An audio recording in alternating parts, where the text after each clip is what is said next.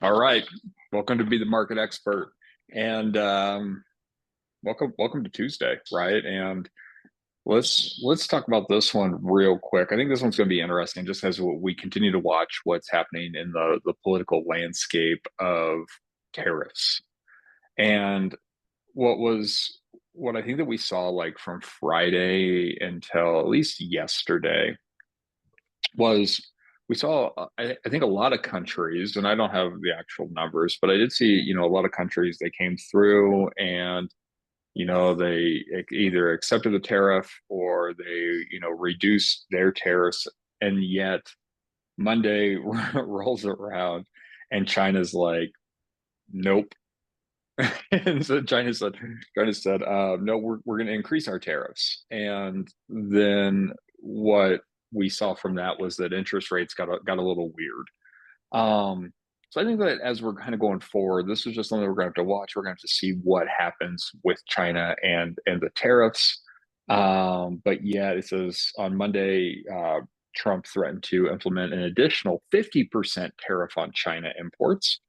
And that's kind of what it was. It was a, hey, if we're going to get hit with reciprocal tariffs, we are just going to keep increasing them. And so I think that this has, some people spooked as we're kind of coming through and we're looking at this. I don't know if anyone saw, there was a news article the other day. This is what I should have pulled up. Actually, let's see if I can do it. $30,000 iPhone. I saw this come up. Here we go. It says experts warn iPhones would cost over 20 2,900% more if made in America. I think it was like $30,000. They said iPhones could hit 30,000 to $100,000. And then I saw a bunch of memes about like people that, that was their flex is that they had a $30,000 iPhone. And I'm thinking like, who's going out and buying that? That's I think the most comical thing to me at least around when we're talking about these tariffs is that no no one's going out and doing crazy stuff like that, right? Like if we get to a point where junk becomes too expensive, like we're very like consumeristic, right? Like we in the United States, we buy and we buy a lot of stuff that we don't need. Like I even found myself on Amazon the other day scrolling at stuff that I don't need. And I think that, that's the whole point of the tariffs. Like at the end of the day, when things start coming through that are too expensive, we're gonna stop buying them. Yes, there's gonna be things that we still need and or want, and we're gonna purchase it. But I don't think anyone's gonna go through and buy a $30,000 iPhone or $100,000 iPhone for that matter. And so we'll keep monitoring this, but this is truly what went through, and um, this is why interest rates got a little bit weird yesterday. Was that China said nope, we're not backing off either, and then it caused Trump to say okay, cool, and he threw another increase at them, and we just don't know where this is going to end. So we'll monitor it today. We'll monitor the rest of the rest of the next couple of months and kind of just see kind of what happens. But let's get Colorado specific. Maybe. There we go. Cool. So I got this from Land Title. I don't know if this is out yet. I asked them, I said, hey, can you send this to me? Like, is this information available?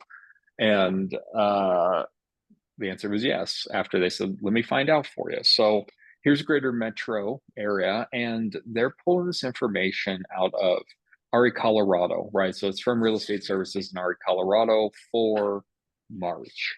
And so if we look at this thing, the very top graph is March, the second is the last 12 months, and then here's just your visual. So let's look at this thing real quick. So this is concessions. And as we're looking at this data, guys, this is very, very interesting. I think this is something that we're going to have to continue to watch as we move forward through the rest of the year. And there's a couple different reasons why, but let's look at the first one. So March, if you look at it, the top one is under 500, and then it goes all the way up to over $3 million. And what's interesting, if you look at this, so you're under $500,000 range, it's called 56%. 56% of all homes under 500,000, which was only 1,800 units. The average concession was $7,700. But then when we get to that five to $999,999, so let's call it 500 to a million. 500 to a million, we saw 2,200 units with an average concession of $9,500, which was 57% of all deals in that price range had a concession attached to them.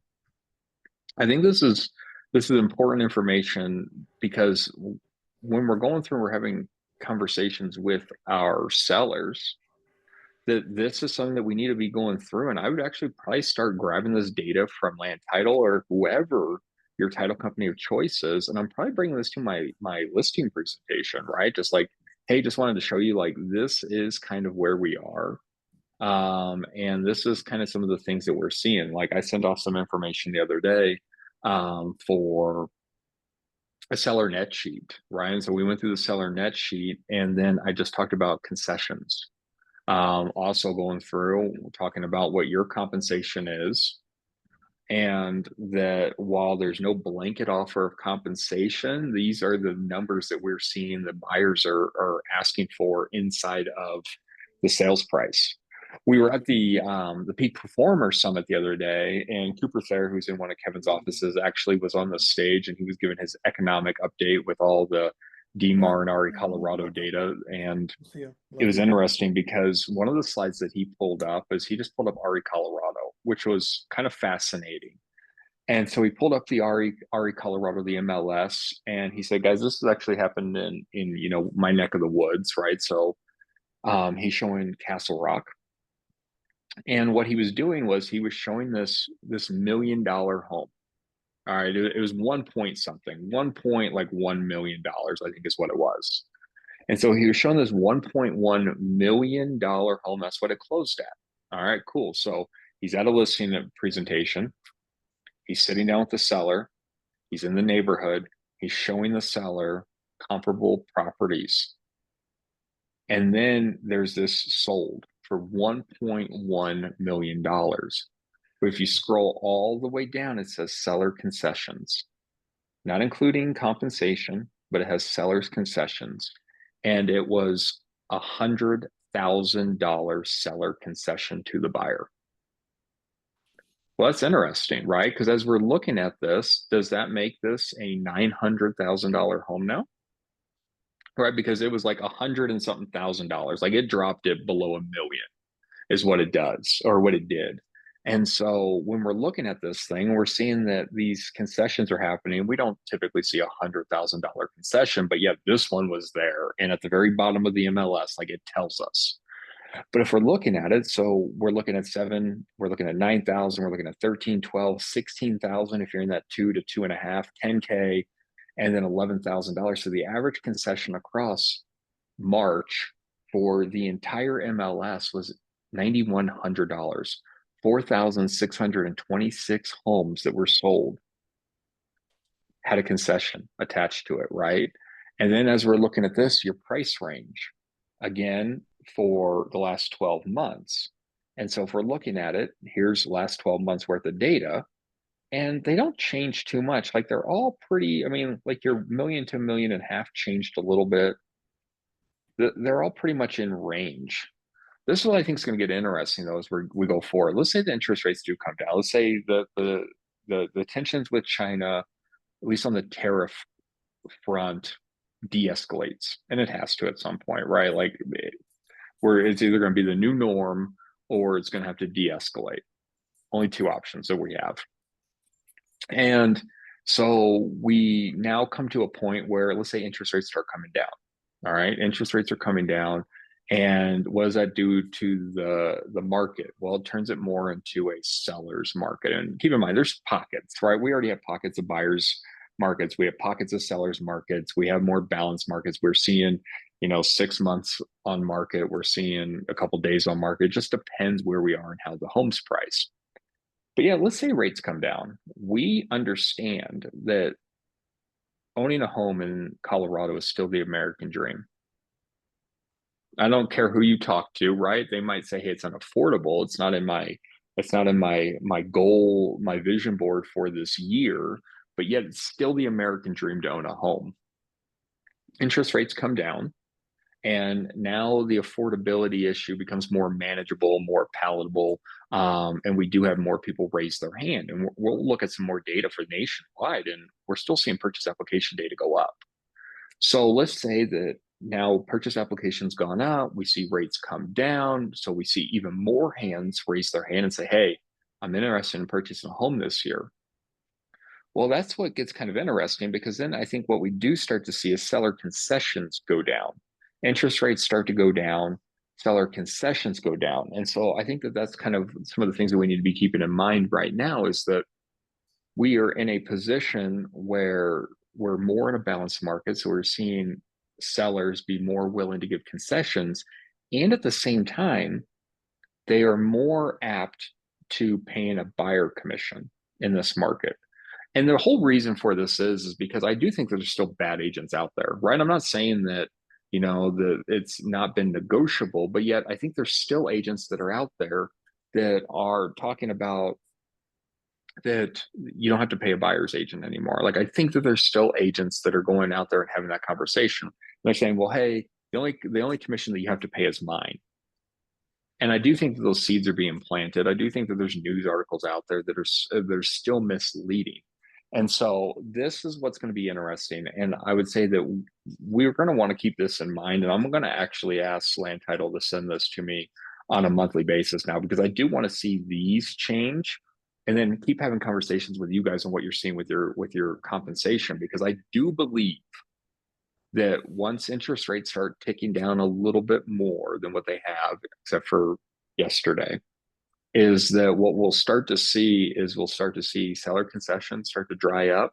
And I do think that agent commission actually might become more of a talking point through the negotiation process, when there's 3, 4 offers, because at the end of the day, it becomes about money at that point. And while I do understand there's agents on this call that are very good at having those conversations, I also think there's going to be agents that are going to throw in the towel and just say, you know what, let's get this deal over with. I'm willing to accept X% just to be done with it. So we'll continue to watch this as we go forward. But I think this is interesting data just to kind of see. So our concessions are still out there. We'll see what the next couple months look like. Then I went through and I looked at Resi Club and Resi Club Analytics, and it said these 42 housing markets are seeing falling home prices. And obviously, when I look at this kind of stuff, and it's the 300 largest markets, we're one of those, right? We're one of the largest markets as we look through this. It says 42 markets are seeing falling home prices on a year-over-year basis. All right, so then I'm interested, right? And I'm just scrolling, and I'm scrolling, and I'm still scrolling, just looking for Colorado. And here we are. We're at the bottom over here. So Boulder's number one, and you can see the decrease. Colorado Springs shares the same decrease. And then the Denver Metro were flat, but for some reason it gave us a decrease. And so I'm looking over this and I'm like, well, this isn't bad. Like, here we are, like, because we know that Florida's in it right now. And so Florida is having some issues. We knew that Texas is having some issues. So when we look at Florida, we look at Texas, we know that those are the two largest, with California attached to it, but California is different. Florida, Texas, largest bodies of land in the United States, some of the most residents that we have, and their prices are decreasing. And we understand this, right? They have a lot of issues going on. They overbuilt for the most part. They came through. They have it's mostly a lot of seniors that are moving down there. Yes, there's other things that are happening. They're looking right now to get away with property taxes, right? So we're all like, that's cool. We wish we got rid of property taxes. Well, then what they're going to have to do, which is going to be interesting, we'll keep monitoring this, is once property taxes go away, you still have to, fulfill that need. And they're not going to, tariff the other states, with imports. But what that is going to look like is that we're going to start to see sales tax probably go up, right? We have a lot of people going to Disney World. We have Universal Studios. There's, I think SeaWorld. I've never been to SeaWorld, but I think SeaWorld's out there. So then what we start to see is what they're going to do is they're going to start increasing those taxes to make up for some of that money. But yet, as we're looking at this, these are some of the states, Texas, Florida, a lot of overbuilding. They did a big stuff as the boom was happening with the digital nomads from COVID era were going on. These guys are taking the biggest hit. And then it says these states have the most. This is the best part about this whole thing. It says these states have the most year over year price declines. And it says Florida, 20 of the 42 markets. Then it went to Texas as number 2, 9 of the 42. Louisiana, 4 of the 42. Arizona, 3 of the 42. And there's like Colorado, 3 of the 42 markets Colorado owns, and one of ours is flat, but for some reason we got nailed and they threw a negative at us. But I think just as we're going through, guys, I think the biggest thing that we just need to do is we understand that out of these 2 states, Florida and Texas, we have the highest price point. We definitely have a higher price point than Louisiana. For the most part, we have a higher price point than Arizona. And so when we're looking at this, we understand that we've priced out a lot of people, unlike a lot of these other states. These other states are a lot less expensive than we are to go over and purchase a home and live right with the cost of money. So to see us on this list, it's a little shocking that they gave us a 3 at 42 at flat.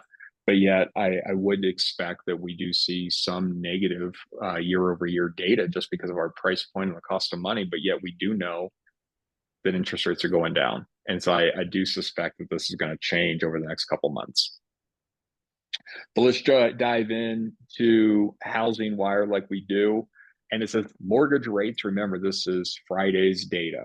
So stuff has already happened since then.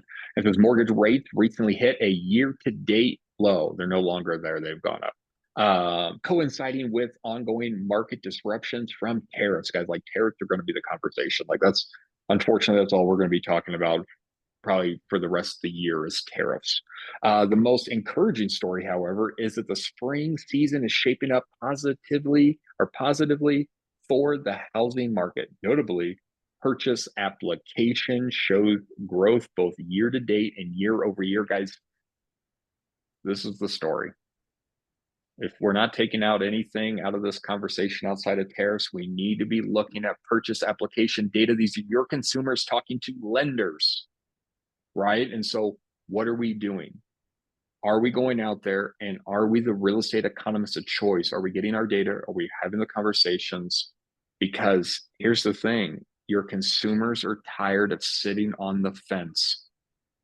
They've been sitting on the fence since 2022. We saw interest rates spike up very, very quickly, and they have stayed elevated, and they're finally going down. And the media has lied to them for years about the housing crash, the Airbnb bust, the silver tsunami, the insert whatever here. It's not coming. There's people that are living like we were at this peak performer summit. And I was actually shocked the other day because the lender said something along the line of 3% interest rates. And I was like, what in the world did you just said? Like he actually entertained the thought that 3% interest rates might come back. And here's the thing, they won't, they can't, right? We won't see 3%. I mean, guys, here's the thing, if we see 3% interest rates, it's because something really, really bad has happened. I mean, think about how we got down to those rates.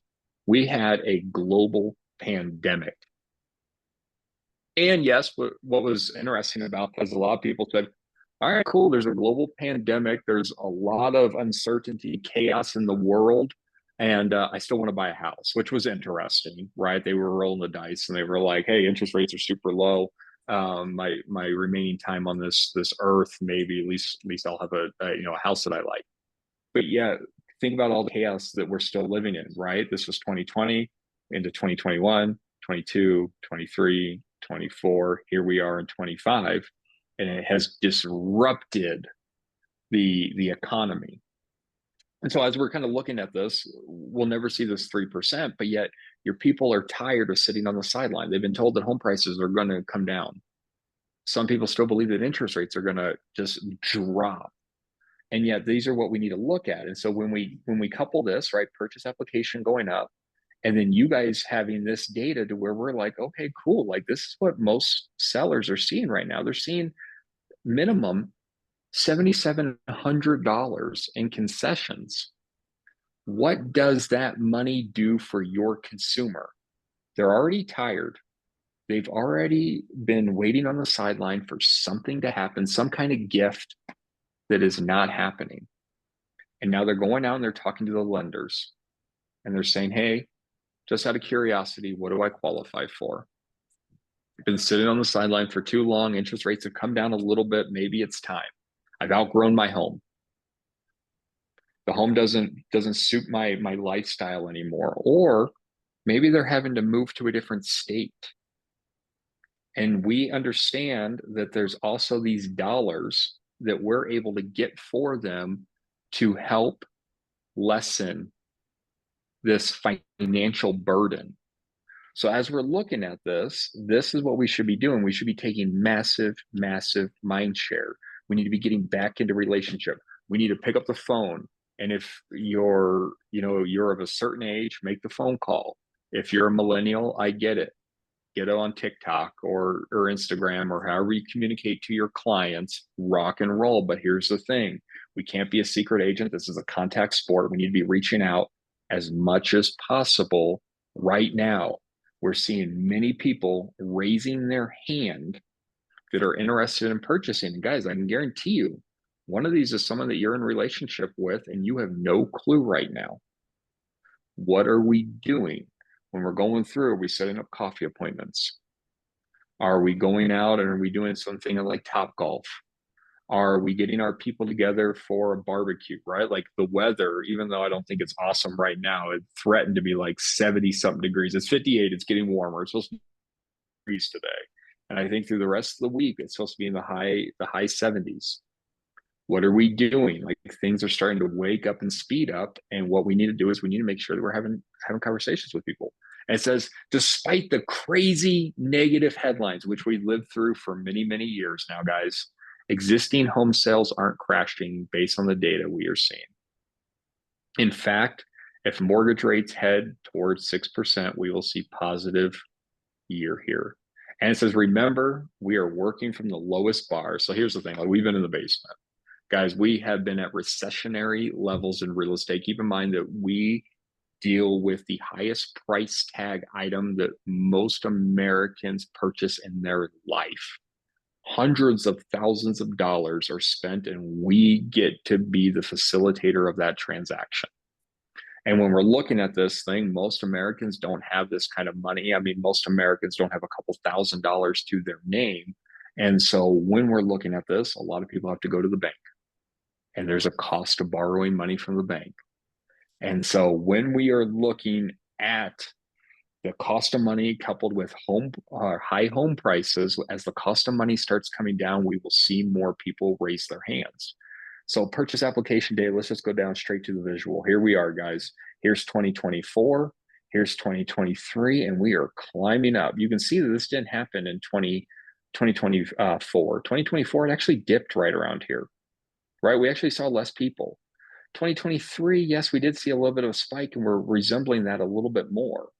So as we're going through, guys, here's the thing. We just need to be reaching out to as many people as possible and getting back into a relationship. Let's look at total home sales where the contracts are pending. Look at this, guys. Like we are above 23 and 24 now. We have more people under contract.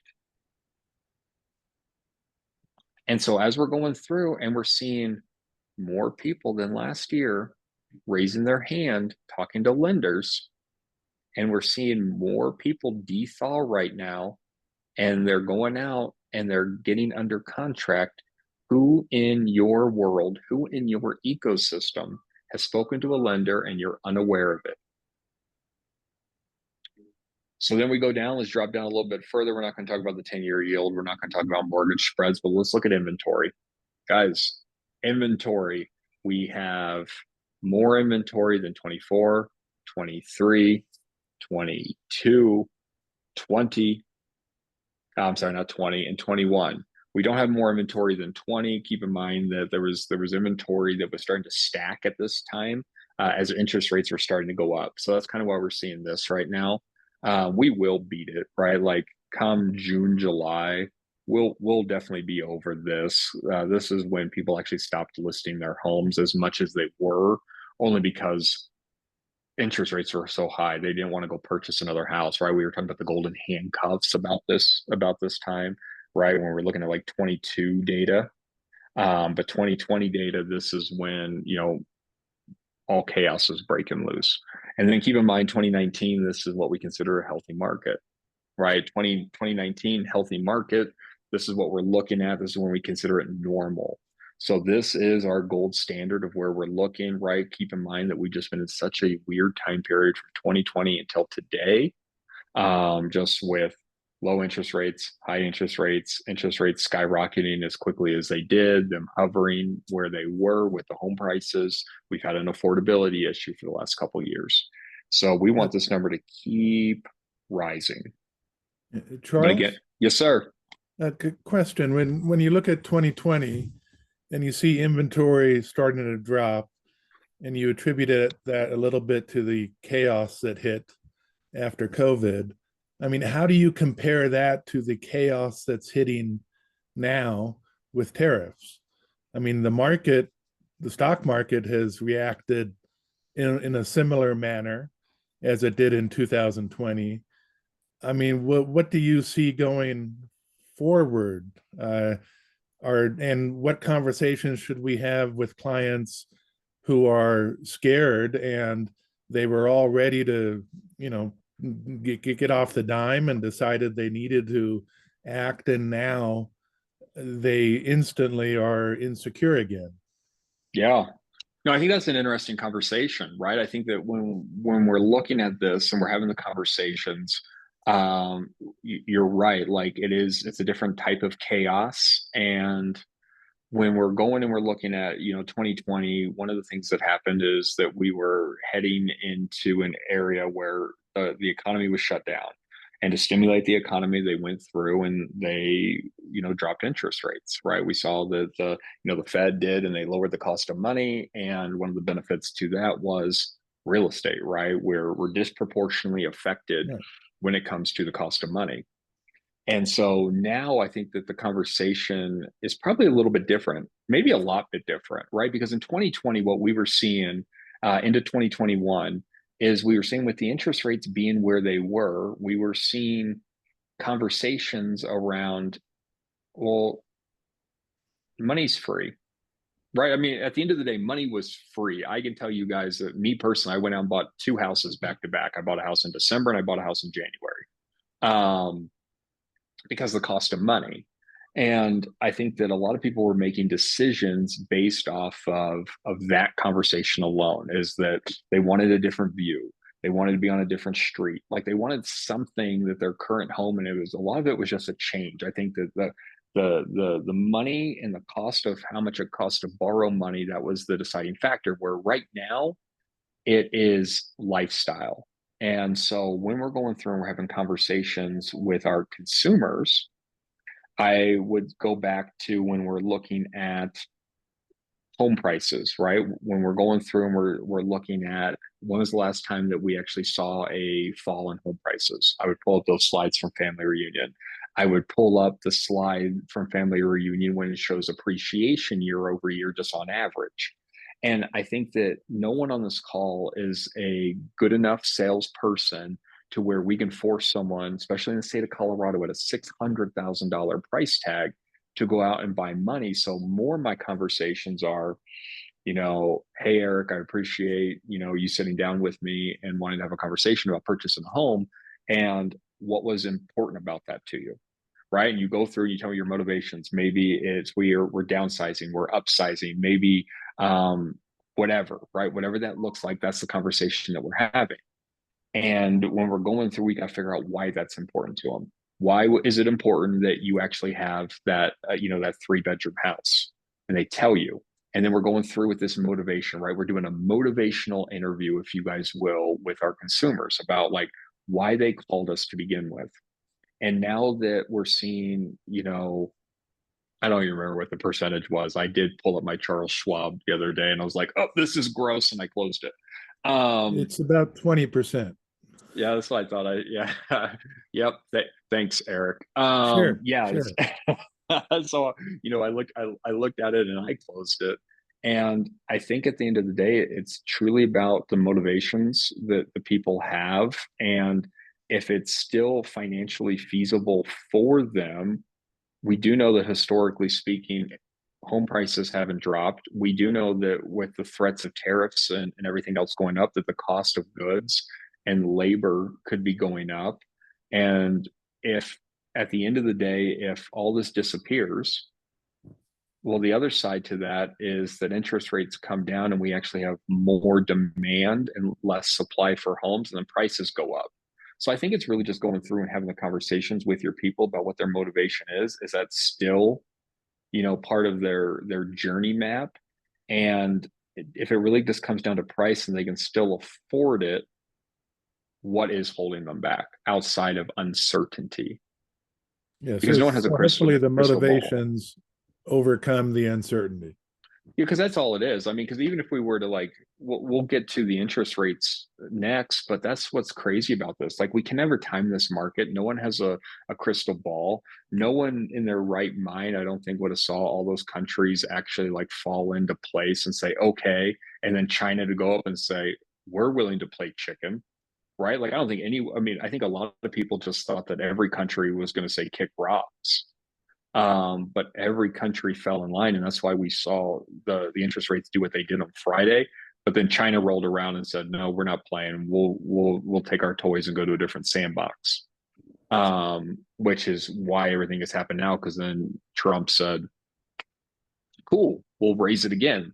Right, and we just don't know where this is going to land. This is just going to be a big old game of chicken going forward, and I think at the end of the day, it's about client motivations and just making sure that we understand concessions, that we understand where interest rates are, that we're going through and we're staying in contact with them, and just moving forward with their motivations and just having that conversation.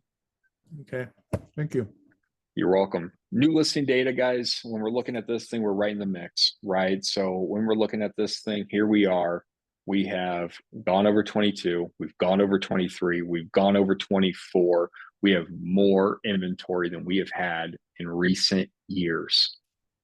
And this is exciting, right? Your clients have so many opportunities now. And again, I think that's the conversation. Like, we have clients with a scarcity mindset, and they're looking at their 401ks and they're looking at what the stock market's doing, and they just do not know. Well, what we do know is that there's a lot of opportunity out there. You have more opportunity than you've had in recent years to actually go pick out a house. We as real estate agents have the most power that we've ever had to negotiate a contract, and we are in the driver's seat at this point as a buyer's agent, to where we can go through, we can negotiate concessions. You have your pick of the litter. We know that there's not a lot of competition that's out there right now, and that the sellers that are listing their homes are motivated and they're willing to come to the table and have a conversations to where we are seeing buyers win. Because let's keep in mind what happened in 2020 and in 2021. Zillow ran a survey that said like half of all buyers cried at least once during the real estate transaction, because that's the world that we lived in. It was not fun to be a buyer. And yet buyers have some power now. And so if their motivation on their vision board this year is they purchase a home, there's more inventory, there's concessions, and we have power in the contracting tools now to actually make it a better experience for our client. And that's the conversation that we should be having if it's something that's on their vision board. Going through, we're looking at price cuts. Here we go again, guys. We're seeing price cuts happen. 35%. We know that 1/3 of all homes take a price cut year after year. Nationwide, we're sitting at 35%. And here it is. Like, this is the highest it's been in recent Aprils, right? April, 35%, 32, 30, and then 2022, 16%. Then again, interest rates start going up and we start seeing that thing skyrocket. For the week ahead, so they're talking about this week. This week is crucial for CPI and PPI inflation data. So looking at inflation. All right. We have to closely monitor the speeches from the Federal Reserve, guys, because that's it. At the end of the day,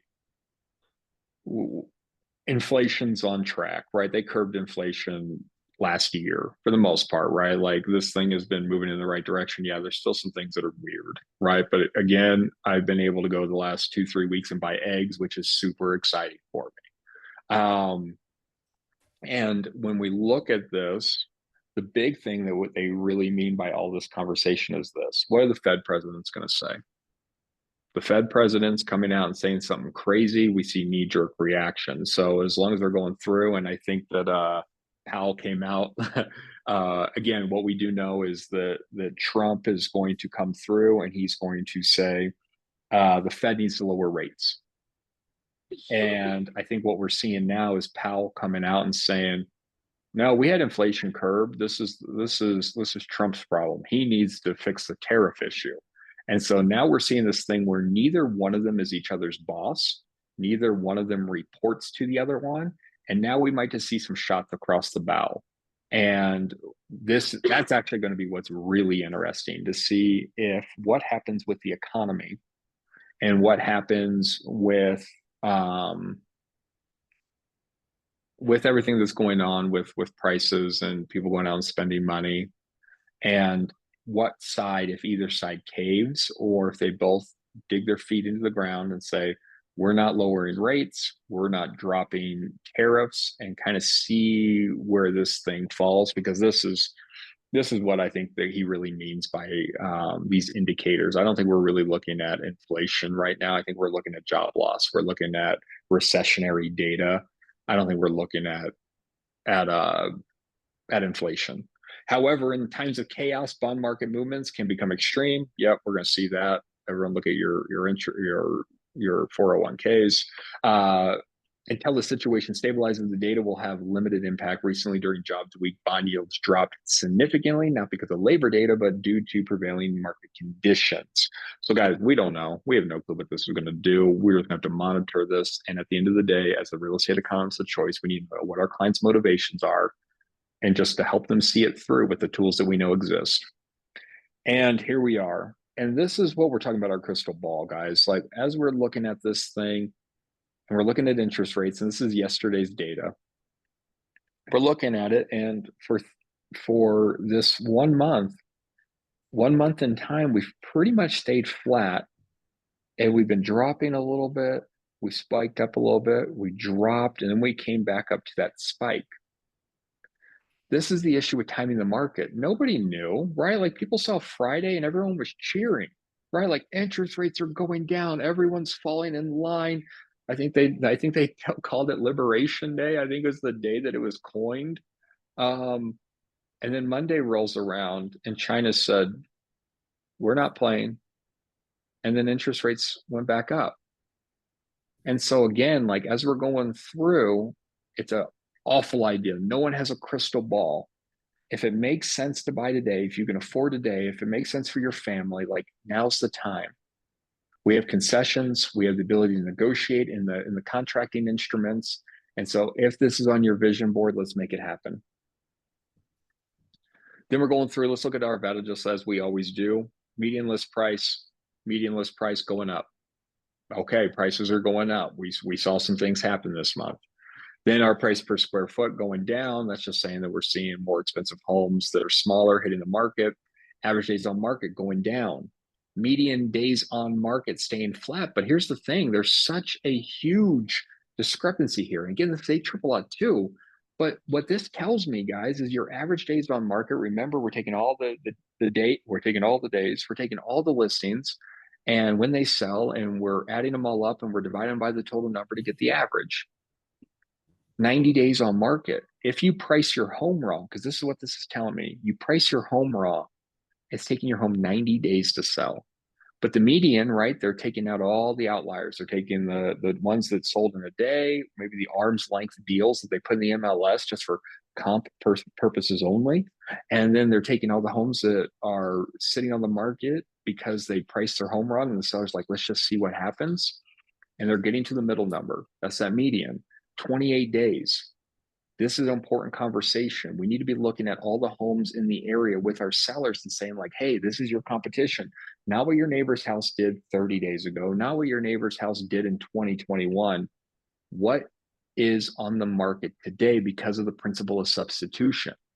If I have two houses that look similar, I'm going to choose the cheapest house. I'm not going to choose the more expensive one. You want to sit on the market for 91 days or 28 days? And then it looks at the price decrease 45%. So not only are you sitting on the market longer, not only are you paying two more months of your mortgage, two more months of property insurance. If you stage the house and maybe you have a lot of stuff in a pod, 2 more months of it sitting in a pod, but you're also going to take a price decrease. Like 45% of all homes are also taking a price decrease. So you're not going to save yourself any money. We're probably going to be getting down to the price where we know that we should be at today to beat the competition. Price increases. This is interesting, guys. Like, we're going to have to monitor this number as well. Price increases to me, I'm not truly excited by them because it is phase two, phase three, phase four of new builds. But as we're going through with costs going up, we will probably see less new builds being built and different phases happening. So this is going to be something that we're going to be watching as well. Like, we're probably going to see more resales than we are seeing new homes being built. And keep in mind that we've always seen that. But in the last couple of years, it's been so favorable because the builders are their own bank that they can control their interest rates that they give to their consumer, and that's why like a Mitch can't compete against a builder, is because the builder can set whatever numbers they want because they have their own money. Where a bank, I mean, a bank can too for the most part, but there's more stipulations involved. And so when we're looking at this, and as we're going forward, these numbers are going to start probably going back the other way. We're going to see resales beat new builds, but it's not going to be a huge number just because we're still seeing compression with the cost of money. So we'll continue to watch this. Relist, 5% of homes fell out of contract. Inventory, they gave it a score of a 20. Median rent has flattened back out, $3,000. Score 48. We're still in the seller's market.